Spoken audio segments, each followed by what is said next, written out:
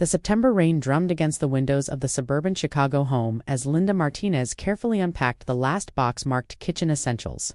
House.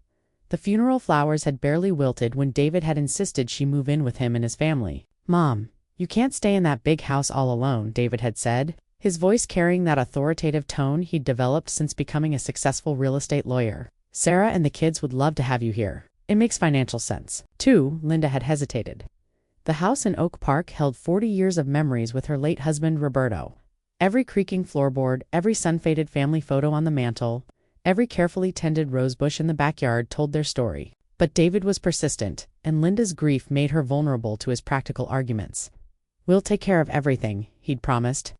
Now, 3 months later, Linda stood in the kitchen of the Naperville home, watching her daughter-in-law Sarah rush around preparing lunch for her 2 children-year-old Emma and 10-year-old Jake. The house buzzed with the kind of organized chaos that Linda remembered from when David was young. "Grandma Linda, can you help me with my math homework later?" Emma asked, her gap-toothed smile brightening Linda's day. "Of course, sweetheart," Linda replied, ruffling the girl's curly hair. These moments with her grandchildren were precious. They reminded her why the sacrifice of leaving her old life behind might be worth it. But as the weeks passed, Linda began to notice subtle changes in the household dynamic. Presence as an inconvenience. He'd make comments about needing space and privacy as a family. Sarah, caught between her husband and mother-in-law, grew increasingly uncomfortable during family dinners. The first real tension came during a family meeting in October. David had called everyone to the living room with an air of importance that Linda recognized from his childhood, the same expression he'd worn when announcing he'd broken something valuable. "We need to establish some ground rules," David began, not meeting Linda's eyes. "This arrangement works best when everyone knows their role." Linda felt her stomach tighten, but she remained quiet, her hands folded in her lap. "Mom, you're welcome here, but we need you to respect that Sarah and I are the heads of this household. We make the decisions about the kids, about household management, about everything really." Sarah shifted uncomfortably on the couch, shooting her husband a warning look that he ignored. "I understand," Linda said quietly. "I'm grateful for your hospitality." But David wasn't finished, "and we need to talk about contributions. I know you're not working, but maybe you could help more with housework, cooking, babysitting. It would make this arrangement more ... balanced." The word balanced hung in the air like a challenge. Linda had been helping with housework since day one, often cleaning and cooking while Sarah worked her part-time nursing job. She'd been watching the children whenever asked, driving them to activities, helping with homework. The suggestion that she wasn't contributing stung deeper than David could have imagined. "What exactly do you want me to do differently?" Linda asked, her voice steady despite the hurt building in her chest. Double quotes. "Just ... more. You know, earn your keep." The phrase hit Linda like a physical blow. Earn her keep. As if she were a burden, a charity case living off her son's generosity. She thought of Roberto, who had always treated her as an equal partner, who had valued her contributions, whether she was working outside the home, or managing their household and raising David.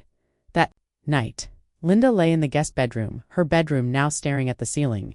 The house felt different in the darkness, less welcoming, more like a place where she was being tolerated rather than wanted. She could hear David and Sarah's muffled voices through the thin walls, though she couldn't make out words. The tone was enough to tell her they were discussing her.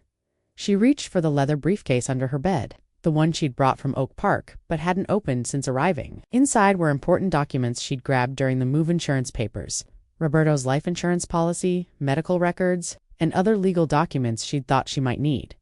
Her fingers traced the worn leather, and she remembered Roberto buying it for her 30 years ago when she'd gone back to school to get her real estate license. "Every successful woman needs a good briefcase," he'd said with a wink.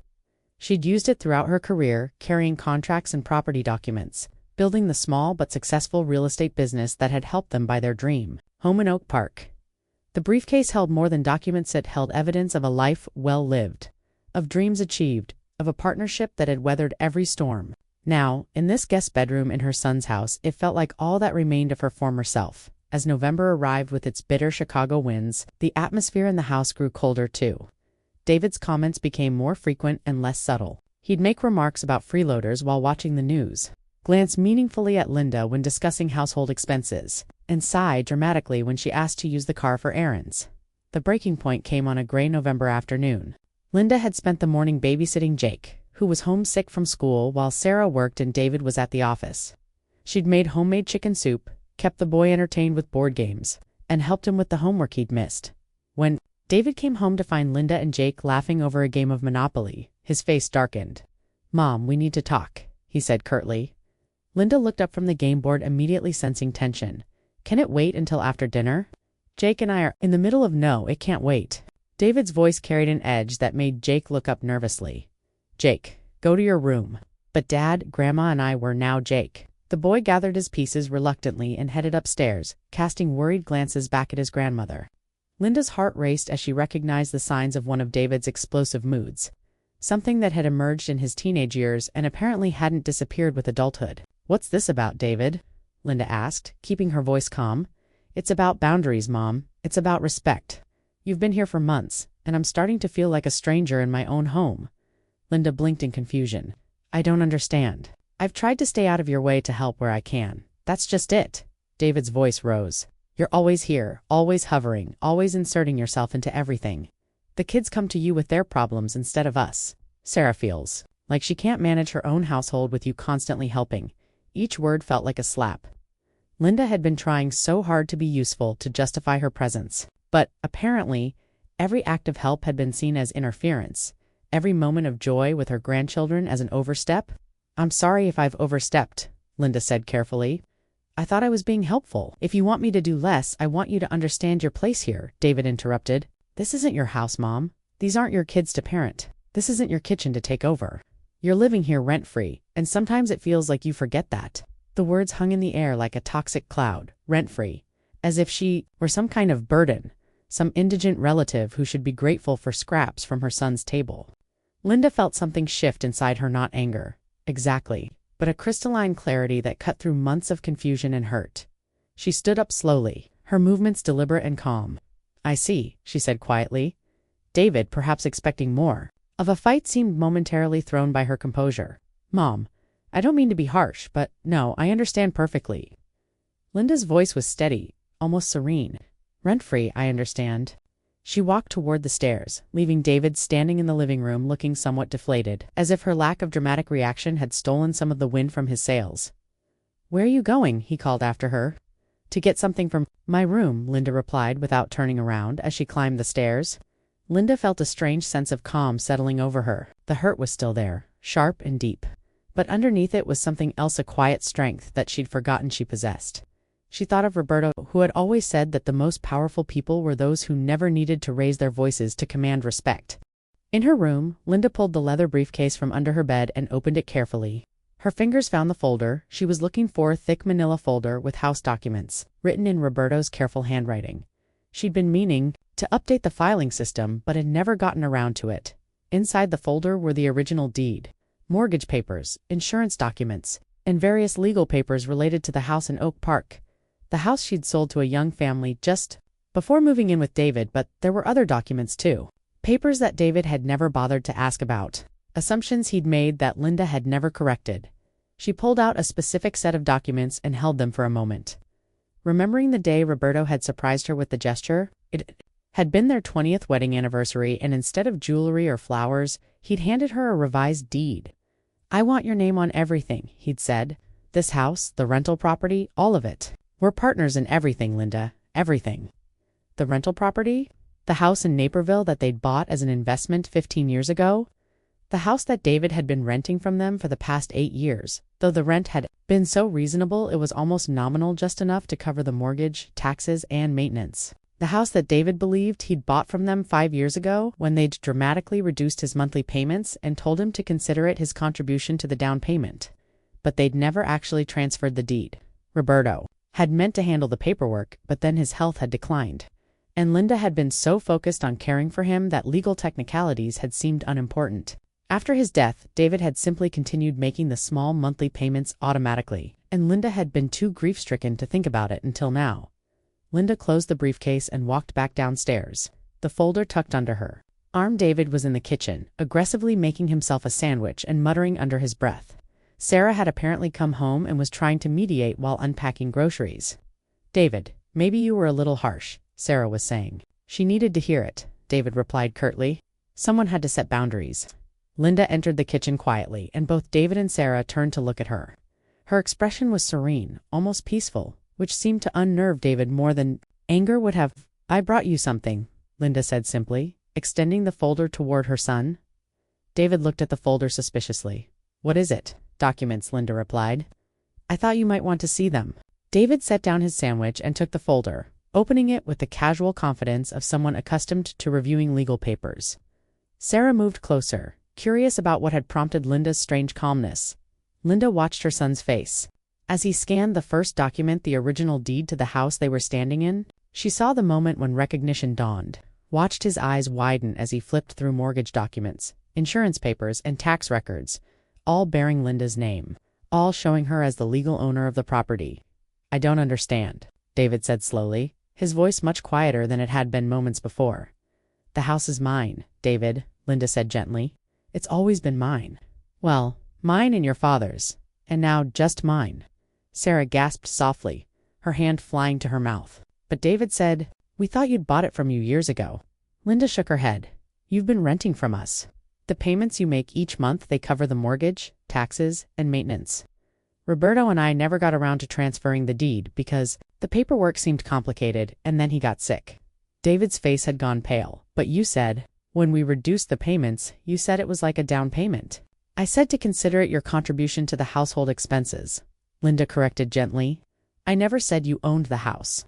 The kitchen fell silent except for the hum of the refrigerator and the distant sound of the children playing upstairs. Linda could see David's mind racing, trying to process this information, trying to reconcile his assumptions with reality.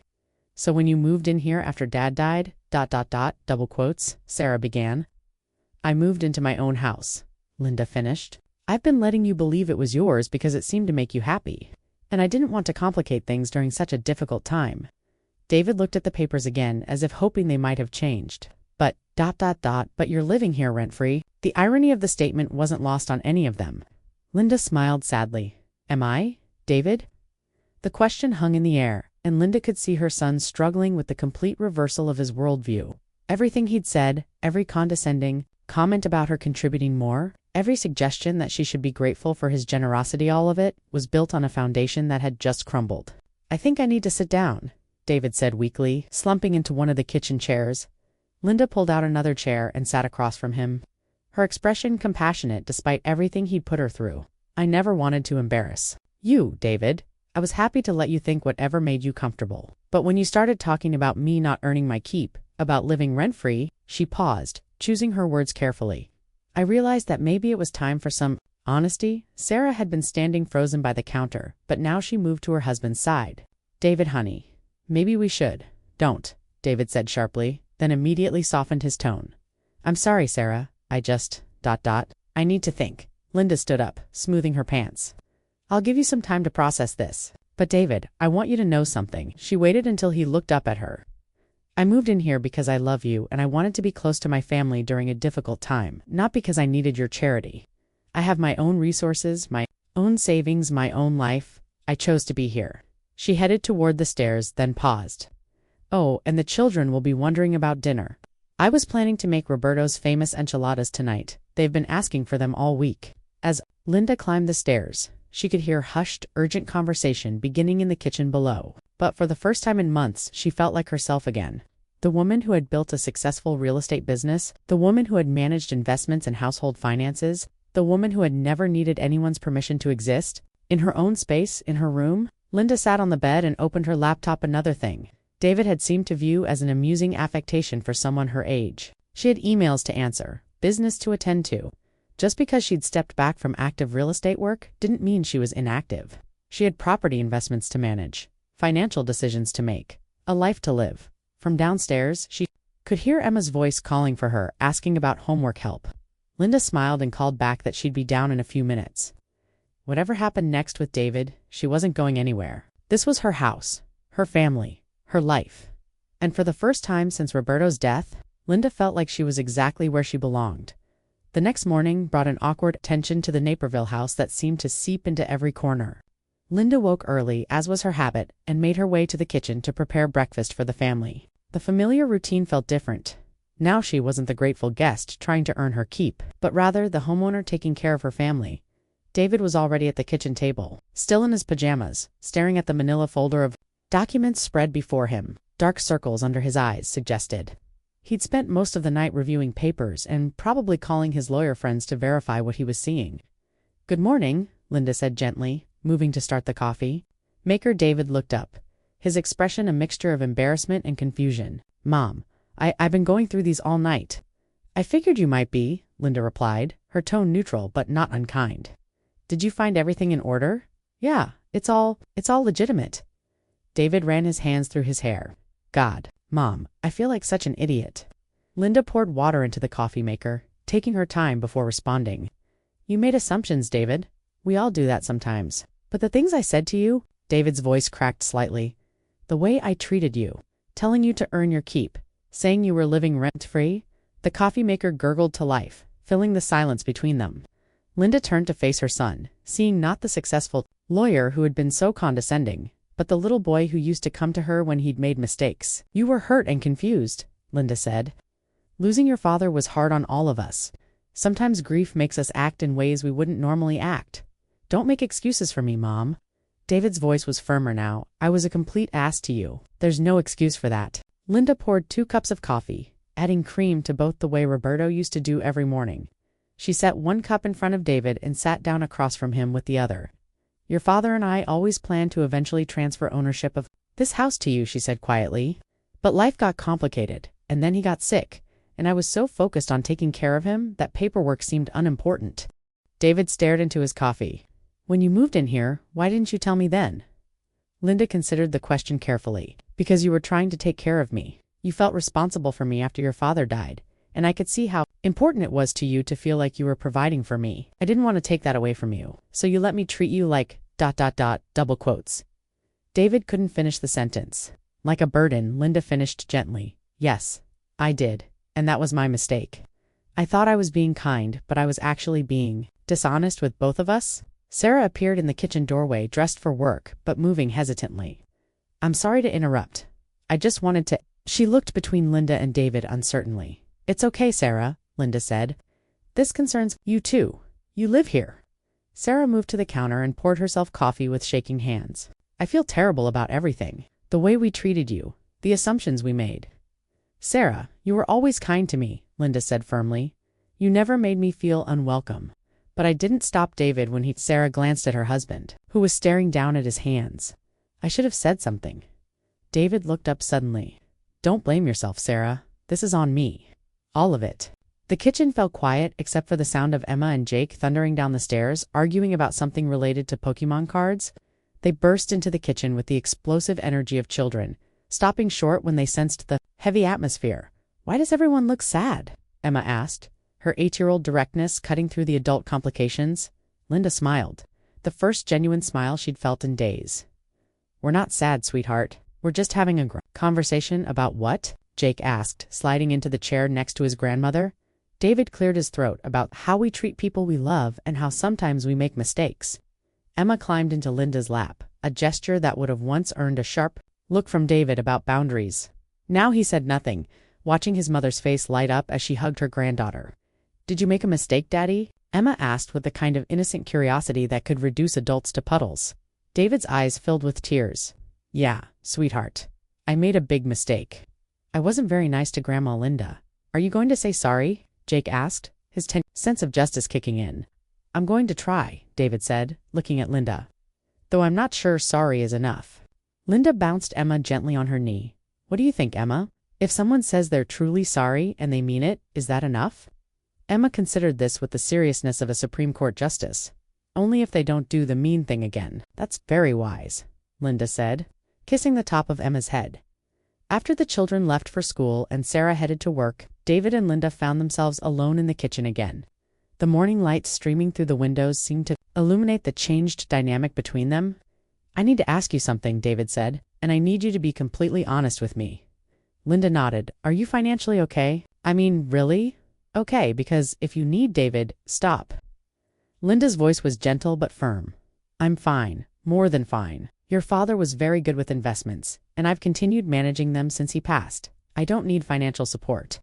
David looked surprised. "But you stopped working." "I stepped back from active real estate sales, but I still manage our investment properties.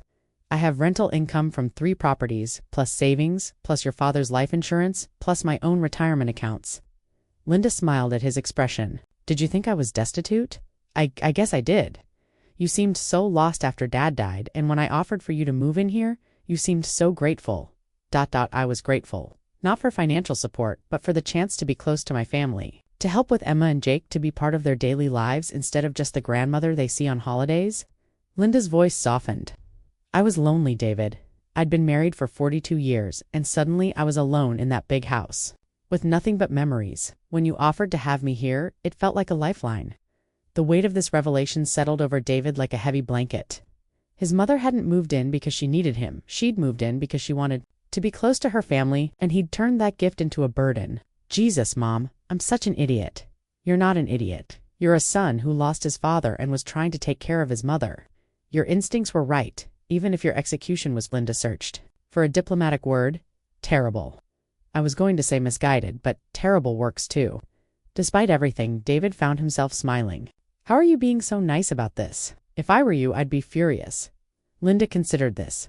I was hurt, deeply hurt, but anger. I've learned that anger usually comes from fear or pain, and I'm not afraid of you, David. I'm disappointed in some of your choices, but I'm not afraid. You should be angry, David said. You should throw me out of your house. Is that what you want? The question caught David off guard. No, God, no. But I wouldn't blame you if you did. Linda stood up and moved to the window, looking out at the backyard where Emma's bicycle lay abandoned next to Jake's soccer ball. Your father and I bought this house as an investment, but also as a gift. We always hoped that someday you'd raise your family here, that we'd get to be part of that. When you started renting it, we were so happy. She turned back to face him. When you got married and had children, we reduced your rent because we wanted to help you build your savings for their future. We never cared about making money off you, David. You're our son. David's throat tightened. But I made you feel like an outsider in your own house. Yes, you did, and that needs to change. The directness of her statement hung in the air between them. Linda wasn't just forgiving him, she was establishing boundaries going forward. What do you want me to do? David asked. How do I fix this? Linda returned to the table and sat down. First, you treat me with respect, not as a guest in your house, but as your mother and as the owner of this home. I'm not asking you to defer to me on everything, but I am asking you to stop treating me like an inconvenience. David nodded. Done. What else? Second, we need to have honest conversations about how this household works. I'm happy to contribute to expenses, but I'm not going to be treated like hired help. I'm not here to earn my keep time here because I choose to be here. Okay, that's fair. Third, I want to be involved in my grandchildren's lives. Really involved. Not as a babysitter you call when it's convenient, but as their grandmother who loves them and wants to be part of their growing up. David's eyes filled with tears again. Mom, I'm so sorry I've been keeping you from them, haven't I? Sometimes it felt that way, Linda admitted. When you'd tell me I was overstepping by helping with homework, or when you'd make comments about me inserting myself into parenting decisions. I was threatened, David said suddenly. That's what it was. I was threatened by how much they love you, how they come to you with their problems. I felt like I was being replaced. Linda reached across the table and took his hand. David, you're their father. Nothing will ever change that, but they have room in their hearts for both of us. Love isn't a limited resource. The conversation was interrupted by David's phone buzzing with work calls, but for the first time in months he ignored it. Work can wait, he said. This is more important. They spent the next hour talking, really talking. Not the superficial conversations they'd been having since Linda moved in. David shared his fears about being a good father, his stress about work, his grief over losing Roberto. Linda talked about her loneliness, her struggle to find her identity after 42 years of marriage, her desire to be useful and needed. I have an idea, Linda said as their conversation wound down. What if we make this official? What if I actually rent you the house properly? David looked confused. What do you mean? I mean a real rental agreement, market rate rent, shared expenses, clear boundaries about who's responsible for what. That way you're not living in your mother's house as a dependent, and I'm not living in your house as a burden. We're housemates with clear expectations. David considered this. That actually makes a lot of sense. But Mom, market rate rent in this neighborhood is probably 3 times what I'm paying now. Linda smiled. Then it's a good thing I'm a reasonable landlord. We'll figure out something fair. Why would you do that? After everything I've put you through. Because you're my son, and I love you. And because I want this to work for all of us. Linda squeezed his hand. But David, if you ever speak to me the way you did yesterday, about living rent-free or earning my keep, we're going to have a much more serious conversation about our living arrangements. The steel in her voice was unmistakable, and David found himself nodding quickly. Never again, I promise. Good. Now, I believe I promised Emma I'd help her with her science project tonight. And Jake wants me to teach him how to make famous salsa. Are you okay with that level of grandmother involvement? David laughed, the first genuine laugh Linda had heard from him in months. I think I can live with it. As they sat there in the kitchen, surrounded by the detritus of their emotional morning, Linda felt something shift in the atmosphere of the house. The tension that had been building for months was finally dissipating, replaced by something that felt like the beginning of a new understanding. The phone rang, and David glanced at the caller ID. It's work again. I should probably ... take it, Linda said. I'll start thinking about dinner. I was planning to make that pot roast you used. Too, love when you were little. As David answered his phone, Linda began pulling ingredients from the refrigerator. For the first time since moving in, she felt like she was cooking in her own kitchen, not performing for an audience. The difference was subtle but profound. The rest of the day passed more peacefully than any day had in months. David was more relaxed, more present with his family. Sarah came home to find her husband actually smiling, and the children immediately sensed the improved atmosphere during dinner. David cleared his throat and looked around the table. I want to apologize to everyone. I've been difficult lately, especially to Grandma Linda. That's going to change. Emma looked up from her pot roast. Are you not going to be grumpy anymore, Daddy? I'm going to try very hard not to be grumpy. Anymore? David said solemnly. Good, Jake said pragmatically. You're more fun when you're not grumpy. That evening, as Linda helped Emma with her science project about the solar system, she felt a contentment she hadn't experienced since Roberto's death. This was what she'd been hoping for when she moved in, not to be tolerated, but to be part of the family, to be needed and wanted, not as a desperate dependent, but as a grandmother, a mother, a valued member of the household. When she finally went to bed that night, leather briefcase was back under her bed, but now it held promises instead of secrets. Tomorrow, she and David would start working on a formal rental agreement. They'd establish new household rules that respected everyone's needs and boundaries. But tonight, Linda was simply a mother and grandmother, sleeping peacefully in her own house, surrounded by family who finally understood her worth. The transformation wasn't complete. That would take time, but the foundation had been laid for something better, something built on honesty, respect, and the quiet strength of a woman who had never needed to raise her voice to prove her worth. As she drifted off to sleep, Linda could almost hear Roberto's voice whispering, "Well done, mi amor, well done." 3 weeks after the revelation, the atmosphere in the Naperville house had shifted dramatically, but the real work of rebuilding their relationship was just beginning. Linda sat at her laptop in the kitchen reviewing rental properties and investment portfolios, while Emma worked on homework beside her. The natural partnership between grandmother and granddaughter had resumed, but now it felt different, official, respected, welcomed. Grandma Linda, what's a mortgage? Emma asked, looking up from her math worksheet. It's when you borrow money from a bank to buy a house, Linda explained, minimizing her laptop screen to focus on her granddaughter. Then you pay the bank back a little bit each month until you own the house completely. Do you have a mortgage on this house? Linda smiled. I do. Even though I own the house, I still owe some money to the bank for it. Emma considered this with 8-year-old logic. So Daddy pays you rent and you pay the bank? That's exactly right. You're very smart. David, who had been listening from the doorway, stepped into the kitchen. Emma, why don't you take your homework upstairs? I need to talk to Grandma Linda about some grown-up stuff. Emma gathered her papers obediently, but paused to give Linda a hug. Will you still help me later if I get stuck? Of course, sweetheart. After Emma left, David sat down across from Linda with a manila folder of his own. I've been working on the rental agreement we discussed. Linda opened the folder and reviewed the documents David had prepared. As expected from a real estate lawyer, they were thorough and professional. Monthly rent that was fair but substantial. Clear delineation of responsibilities for utilities and maintenance. Respectful language about shared spaces and household management. This looks very professional, Linda said, scanning the terms. I wanted to make sure we did this right, David replied. No more assumptions, no more informal arrangements. Everything clear and legal. Linda nodded approvingly as she read. You've included a clause about my access to all common areas of the house? After what happened, I thought it was important to specify that you're not just renting a bedroom. You're a full member of this household.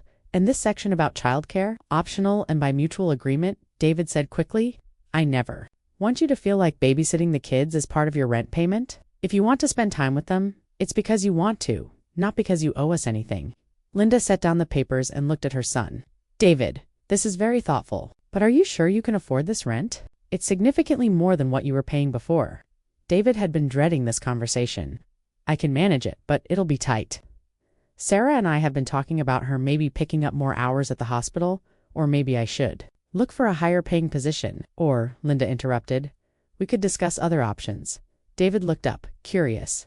What if instead of traditional rent, you paid the mortgage, taxes, and insurance on the house? That would be about the same amount, but instead of paying me rent that I don't really need, you'd be building equity in a property that I always intended to leave to you anyway. David stared at her. You'd do that? With proper legal documentation, yes. We could set up a lease-own arrangement. You'd be responsible for all the expenses of homeownership, but you'd also be building toward actual ownership. Linda held up a hand. David, this isn't about generosity. This is about what makes sense for our family. I don't need rental income from you. I have other properties for that. What I need is to know that my son and his family are secure, that my grandchildren have a stable home, and that we can all live together peacefully. David was quiet for a long moment, processing this offer. What would happen if this living arrangement doesn't work out? If we can't make it work as a family? It was a fair question, and Linda appreciated his directness. Then we'd have to figure something else out. Maybe I'd move to a smaller place nearby, or maybe you'd find somewhere else to live. But David, I'm not planning to fail at this. Are you? No, David said firmly. I want this to work. I want you here. I want the kids to grow up knowing their grandmother the way I knew my grandparents. Then let's make it work. They spent the next hour revising the rental agreement, turning it into a lease-own contract that would gradually transfer ownership to David over 15 years. Linda would retain ownership but transfer all responsibilities and equity-building benefits. To David, it was complex legally, but it reflected their new understanding of the relationship. I have one more request, Linda said as they finished reviewing the documents. Anything? I want to contribute to the household in meaningful ways, but I want those contributions to be valued and respected. I'm not asking to be in charge, but I also don't want to be treated like the hired help. David nodded. What did you have in mind? I'd like to handle the household finances, pay the bills, manage the budget, coordinate maintenance and repairs. I'm good at that kind of thing, and it would give me a sense of purpose. That would actually be a huge help, David admitted. Sarah and I are always struggling to keep track of everything, and I'd like to be the kids' designated driver for activities. I have time, I enjoy it, and it would take pressure off you and Sarah, Mom. That would be amazing. Linda smiled. I thought she might be. And one more thing, I want to restart my book club here. We used to meet at my house in Oak Park, and the ladies have been asking when we can resume. Would that be okay? David looked surprised. You had a book club every second Thursday for 12 years. 8 wonderful women who became some of my closest friends. We've been meeting at coffee shops since I moved, but it's not the same. Of course you can have your book club here. This is your house, Mom. You don't need permission to invite friends over. Home from work, looking tired but curious about the papers spread across the kitchen table. How did the rental agreement discussion go? She asked, dropping her nursing bag by the door. We're upgrading to a lease-own arrangement, David explained, outlining the new terms they'd agreed on. Sarah's eyes widened. Linda, that's incredibly generous of you. It's smart business, Linda replied pragmatically. And it ensures that my grandchildren will always have a stable home. Sarah sat down heavily in one of the kitchen chairs. I owe you an apology to Linda. I should have stood up to David when he was being difficult. I knew it was wrong, but I was trying to keep peace in the family. Sarah, you're in an impossible position, Linda said gently. You were trying to support your husband while also being kind to me. That's not easy, but I let you be hurt. I let him treat you badly and I said nothing. Linda reached over and squeezed Sarah's hand. We all made mistakes. The important thing is that we're fixing them now. The sound of children thundering through the front door announced the arrival of Emma and Jake. Home from their after-school activities, they burst into the kitchen with the usual chaos of elementary school kids' backpacks dropped, shoes kicked off, immediate demands for snacks. Grandma Linda, can you help me with my science project? Emma asked, climbing onto Linda's lap despite being covered in playground dirt. After you wash your hands and have a snack, Linda replied, kissing the top of her granddaughter's head. And Grandma, you promised to teach me that card game, Jake added. Already digging through the refrigerator, David watched this interaction with new eyes. Instead of seeing interference, he saw love. Instead of boundary violations, he saw family. Actually, David said, I was hoping Grandma Linda could teach me that card game too. It's been a long time since we played games together. Jake looked delighted. Can we play after dinner? Family game night? I think that sounds perfect, Linda said, smiling at David. But first, homework for everyone. As the afternoon progressed into evening, the house took on a different energy than it had experienced in months. David helped Jake with his math homework while Linda worked with Emma on her science project. Sarah prepared dinner while coordinating with Linda about grocery shopping and meal planning. It felt collaborative rather than territorial. During dinner, Emma made an announcement. I told my friend Madison that my grandma lives with us, and she said she wishes her grandma lived with her too. What did you tell her about it? Sarah asked. I said it's the best because Grandma Linda helps with homework and makes really good cookies and tells stories about when Daddy was little. David nearly choked on his water. What kind of stories? Linda's eyes twinkled mischievously. Oh, just the usual ones. Like the time you tried to dye your hair blue with food coloring before school pictures, Mom, David protested, but he was laughing. Or the time you decided to reorganize my spice cabinet and mixed up the salt and sugar, and we had sweet spaghetti sauce for a week before I figured out what happened? Emma and Jake dissolved into giggles, and even Sarah was laughing. David shook his head but was smiling too. I was a weird kid, he admitted. You were a creative kid, Linda corrected. You still are? After dinner, they cleared the table and David brought out a deck of cards.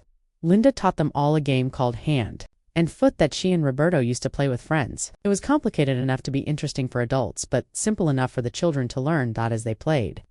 Linda found herself watching her family with new appreciation. Sarah's quiet competence as she managed both cards and conversation. David's patience as he helped Jake count points. Emma's determined concentration as she tried to master the strategy. These were the moments she'd been hoping for when she moved in, not grand gestures or dramatic changes, but simple family time. Grandma Linda, Emma said during one of the card rounds, are you going to live with us forever? The question hung in the air and Linda glanced at David before answering. I hope so, sweetheart. As long as everyone wants me here and we all get along, I want you here forever, Emma declared. Me too, Jake added. Who else would make those amazing pancakes on Saturday mornings? Sarah smiled. I vote for forever. Too. All eyes turned to David, who was looking at his cards but clearly thinking about more than the game. I can't imagine this house without you anymore, Mom. I'm sorry it took me so long to realize that. Linda felt tears prick her eyes, but they were good tears. Well then, I guess I'm staying. Later that evening, after the children were in bed, and Sarah was catching up on work emails, David and Linda found themselves alone in the kitchen again. David was reviewing the leased loan documents one more time, making sure he understood all the terms. Mom, can I ask you something personal? Of course. Are you happy? I mean, really happy? Not just making the best of things, but actually happy living here? Linda considered the question seriously. I'm happier than I've been since your father died. Living here gives me purpose, connection, family. It's not the same as being married to Roberto for 42 years, but it's good in its own way. What do you miss most about your old life? The independence, Linda answered honestly. Making decisions without having to consider how they affect other people, coming and going as I pleased, having my own space that was completely mine. David looked concerned. Are you feeling trapped here? No, not trapped, but I do miss having a space that's entirely my own. The guest room is lovely, but it's not really my room, you know. David was quiet for a moment. What if it was? What do you mean? What if? We renovated the basement into a proper apartment for you. Your own sitting area, maybe a kitchenette, definitely your own bathroom. Still part of the house, but your own space too. Linda looked surprised. David, that would be expensive. It would be an investment in the house, and more importantly, it would be an investment in making this work for all of us long term. The idea was appealing. Linda had been thinking about how to create more personal space without seeming ungrateful for what she had. I could contribute to the renovation costs, she offered. Actually, I was thinking about that. What if we treated it as a business arrangement? You front the renovation costs, and I pay you back through reduced monthly payments on the lease loan agreement. Linda smiled. You really are thinking like a businessman now. I learned from the best, David said, grinning at her. They spent another hour discussing the basement renovation, sketching rough floor plans on napkins and estimating costs. It was the kind of planning conversation Linda and Roberto used to have, full of possibilities and practical considerations. There's something else I want to talk to you about, Linda said, as they were wrapping up their planning session. What's that? I want to go back to work, Not full-time, but I want to start taking on some real estate clients again. I miss it, and I think I'm ready. David looked pleased. I think that's a great idea. You were always good at real estate. I was thinking I could work from home office in the basement apartment. That way I could still be available for the kids when they need me, but I'd have my own professional space too. That sounds perfect. And Mom, I'm proud of you. For standing up to me, for knowing your worth, for not letting me make you feel small. Linda reached across the table and squeezed his hand. I'm proud of you too, for being willing to admit you were wrong, for changing, for being open to making this work. As they sat there in the quiet kitchen, surrounded by the evidence of their planning and problem solving, Linda felt something she hadn't experienced in months, genuine optimism about the future. Not just hope that things would work out, but confidence that they were building something sustainable and good. The road ahead wouldn't be without challenges. Learning to live together as adults, balancing independence with interdependence, navigating the inevitable conflicts that arise in any household, all of that would require ongoing effort and communication. But tonight, for the first time since Roberto's death, Linda felt like she was moving forward rather than just surviving. She was building a new life that honored her past while embracing her future. She was a mother, a grandmother, a businesswoman, a homeowner, and a valued member of a family that finally understood her worth. The quiet strength that had sustained her through the difficult months was transforming into something more active and purposeful. She wasn't just enduring anymore, she was thriving. And tomorrow, she would start making plans for that basement apartment, for returning to work, for the book club meetings, for all the possibilities that lay ahead. Tonight, though, she was simply grateful to be exactly where she belonged. 6 months later, Linda stood in her newly finished basement apartment, adjusting a framed photo of Roberto on her desk. The renovation had exceeded everyone's expectations.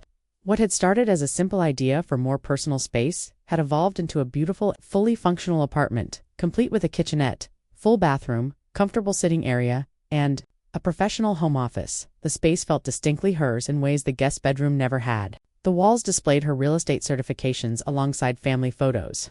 Her grandmother's vintage tea set sat on a shelf next to modern business books. The leather briefcase that had once held secrets now sat openly on her desk, containing current client files and property documents. A soft knock on her door interrupted her thoughts. "Come in," she called. Emma appeared at the top of the stairs, still in her school clothes, but with that eager expression that meant she had news to share. "Grandma Linda, guess what happened at school today?" "What happened, sweetheart?" Linda asked, settling into her reading chair and patting her lap. Emma climbed up eagerly. "Mrs. Peterson asked us to write about our families, and I wrote about how my grandma lives with us and helps me with homework, and makes the best cookies, and has her own real estate business." "That sounds like a wonderful essay. But the best part is that Tommy Martinez said his grandma just moved in with his family too, and he wanted to know how we made it work so good because his mom and grandma are fighting all the time." Linda raised her eyebrows with interest. "What did you tell him?" "I told him that grown-ups have to talk about their feelings and say sorry when they're mean, and that everybody has to have their own space but also share the good stuff." Linda laughed, amazed by her granddaughter's wisdom. "That's exactly right. Did you tell him anything else?" "I told him that his grandma probably feels sad because she doesn't know what her job is in the family yet, and maybe if they gave her important stuff to do, she wouldn't feel so sad." The insight took Linda's breath away. In her 8-year-old way, Emma had identified exactly what had been wrong in their own family dynamics months ago. "Emma, you are very smart. I think Tommy's grandma is lucky to have you thinking about her situation. Can Tommy and his grandma come over sometime? Maybe you could show her how to be a grandma who lives with the family." Before Linda could answer, David's voice came from upstairs. "Mom, your 4 o'clock appointment is here." Linda checked her watch. "Mrs. Chen, a potential client interested in selling her condo and buying a house in a good school district." Linda had been building her client base steadily over the past few months, focusing on helping older adults navigate housing transitions, a specialty that felt personally meaningful. "I have to work now, sweetheart," Linda told Emma. "But yes, Tommy and his grandma can definitely come over. Maybe next weekend." Emma hugged her tightly before scampering back upstairs. Linda took a moment to transition into professional mode, reviewing Mrs. Chen's file and preparing for their consultation. The meeting went well. Mrs. Chen was impressed by Linda's apartment office and her understanding of the unique challenges facing seniors in the real estate market. By the end of their hour together, Linda had a new client and Mrs. Chen had a realistic timeline for her transition. After Mrs. Chen left, Linda climbed the stairs to find the usual controlled chaos of late afternoon family life. Jake was at the kitchen table struggling with algebra homework while Sarah prepared dinner. David was somewhere upstairs helping Emma with a school project. How did your appointment go? Sarah asked, looking up from her vegetable chopping. Very well. I think I'll be listing her condo next week. Linda washed her hands and automatically began helping with dinner preparation. Jake, how's the homework going? Terrible, Jake groaned. I don't understand why we need to know about X and Y. When am I ever going to use this stuff? Linda sat down beside him and looked at his worksheet. Well, let me tell you about how. I use algebra in real estate. For the next 20 minutes, Linda walked Jake through practical applications of the math he was learning. Using examples from property calculations and investment analysis, by the end of their session, Jake was not only understanding the concepts, but was genuinely interested in how the math connected to real-world situations. You should be a teacher, Grandma Linda, Jake said as he finished his last problem correctly. I kind of am a teacher, Linda replied. I teach people about buying and selling houses. David appeared in the kitchen, looking pleased with himself. Emma's project is finished, and it looks pretty good if I do say so myself. What was the project? Sarah asked. A family tree, but with a twist? She had to identify what each family member contributes to the household. David grinned at Linda. Guess what she wrote for you? I'm afraid to ask. Real estate expert, homework helper, cookie baker, and family wisdom keeper. Linda felt her heart swell with pride. Family wisdom keeper. Apparently, you're the one everyone comes to when they need advice or when there's a family problem to solve. The accuracy of that assessment wasn't lost on Linda over the past few months. She had become the family's unofficial mediator and counselor. When Jake had been having trouble with a bully at school, he'd come to her first. When Sarah was stressed about work conflicts, she often sought Linda's perspective. Even David had started running business decisions by her, valuing her experience and judgment. Speaking of family wisdom, Sarah said, I need some advice about something. Everyone looked at her expectantly.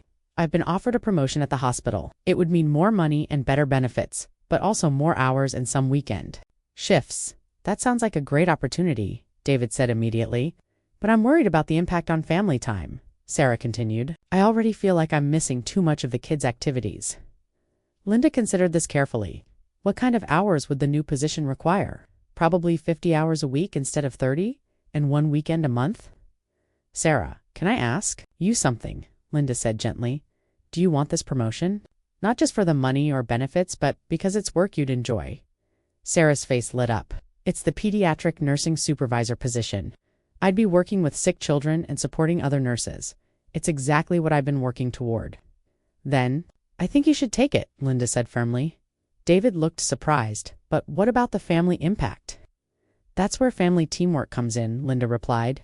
Sarah, what if I took over more of the children's transportation and activity coordination? I already do some of it and I enjoy it. And David, what if you handled more of the evening routine on the nights Sarah works late?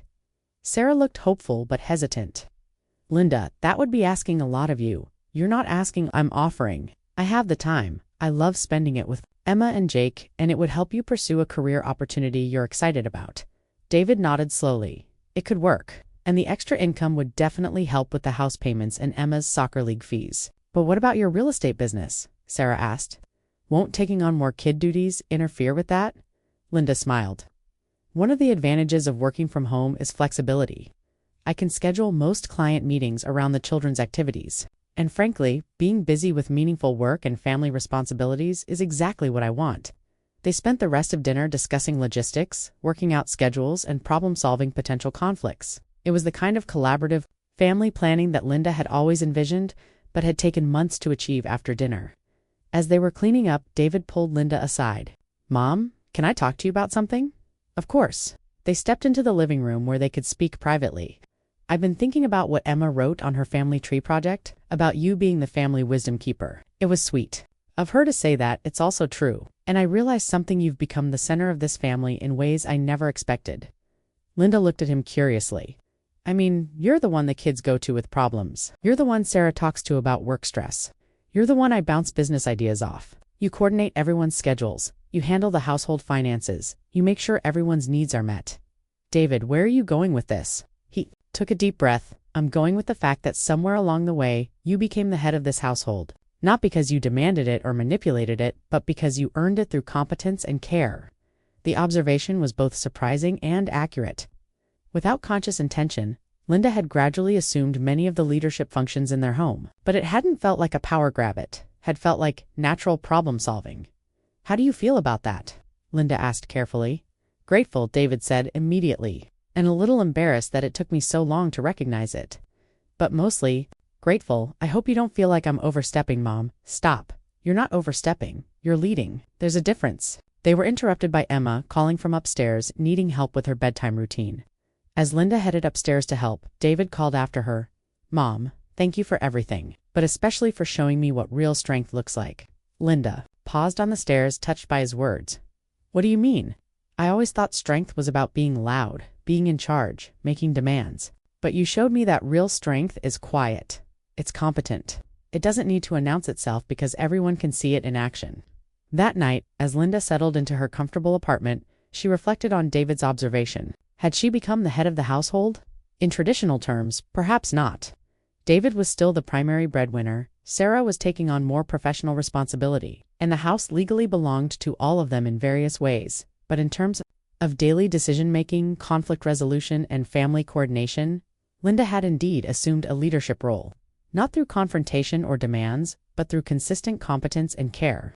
Her phone buzzed with a text from her book club friend Margaret. Looking forward to Thursday's meeting at your place? The ladies are so excited to see your new apartment. Linda smiled, thinking about how much her life had changed. 6 months ago she'd been a grief-stricken widow, feeling like a burden in what she thought was her son's house. Now she was an active real estate professional, a central figure in her family's daily life, and a woman with her own space and autonomy. The transformation hadn't required dramatic confrontations or burning bridges. It had required honesty, boundaries, and the quiet confidence to insist on being treated with respect. A soft knock on her door interrupted her thoughts. Come in, she called. Jake appeared, looking slightly embarrassed. Grandma Linda, I finished my algebra homework, and I was wondering, could you show me how to calculate mortgage payments? I want to understand how house buying really works. Linda's heart warmed. Of course. Come sit down and I'll show you. As Jake settled beside her desk, Linda pulled out a calculator and began explaining the mathematics of homeownership. But what she was really teaching him was something more valuable. That knowledge was power. That understanding financial systems was empowering. And that planning for the future was both practical and hopeful. Grandma Linda, Jake said as they worked through the calculations. Yes, I'm glad you live with us. I know Dad was kind of mean to you at first, but I always wanted you here. Linda paused in her calculations and looked at her grandson. Even when things were difficult, especially then, you made everything calmer. You still do? The simple truth of his statement settled over Linda like a warm blanket. This was her role in the family, not just grandmother or tenant or family wisdom keeper, but the person who brought calm to chaos, who solved problems without creating drama, who led through service rather than authority. Jake, she said, would you like to learn about real estate investing too? It's never too early to start thinking about building wealth. His eyes lit up with interest, and Linda realized she was doing more than teaching. She was passing on knowledge, values, and life skills that would serve him well in the future. As they worked together in the comfortable quiet of her apartment, Linda felt a deep satisfaction that had nothing to do with being needed and everything to do with being valued. She wasn't just living in this house, she was building a legacy, creating a family culture of respect, competence, and mutual support. The leather briefcase on her desk no longer held secrets or defensive documents. It held the tools of an active, engaged life: client files, property listings, investment opportunities, and plans for the future. Linda Martinez was no longer the grieving widow trying to find her place in the world. She was a successful businesswoman, a respected family matriarch, and a woman who had learned to command respect not through demands but through consistent demonstration of her worth. And for the first time since Roberto's death, Linda was not just surviving or adapting, she was thriving, leading and building something beautiful for the next generation. The quiet strength that had sustained her through the darkest months had transformed into active leadership that benefited everyone around her. She had never needed to raise her voice to prove her worth because her actions spoke louder than any words ever could. As Jake finished his calculations and headed upstairs for bed, Linda opened her laptop to check tomorrow's schedule. 3 client meetings, a property showing, Emma's soccer game, and the book club meeting in the evening. It was a full life, a purposeful life, and exactly the life she had chosen to build. Not the life she had expected at 62, but perhaps the life she had always been meant to live. One where wisdom, competence, and quiet strength created the foundation for everything else to flourish. Outside her window, the Illinois autumn was settling over Naperville, and upstairs her family was settling into their evening routines. In her own space, surrounded by the evidence of her active, engaged life, Linda smiled and began preparing for another day of being exactly who she had always been, a woman of substance, strength, and quiet authority who had never needed anyone's permission to be valuable. In the months that followed, Linda's real estate business flourished, specializing in helping seniors navigate housing transitions. Sarah excelled in her new position as pediatric nursing supervisor. David's relationship with his mother became a source of strength rather than tension. Emma and Jake grew up understanding that families work best when everyone's contributions are valued and respected. The basement apartment became legendary among Linda's friends as proof that it's never too late to create the life you want. The book club meetings resumed with great success, and Linda became known in her community as a woman who had mastered the art of aging with dignity, purpose, and quiet power. Most importantly, the family learned that respect isn't given based on who pays the bills or whose name is on the deed. It's earned through competence, consistency, and care. Linda had never needed to prove her worth, because her worth had always been evident to anyone paying attention. Sometimes the most powerful response to being underestimated is simply to show up as exactly who you are, and let others adjust their assumptions accordingly.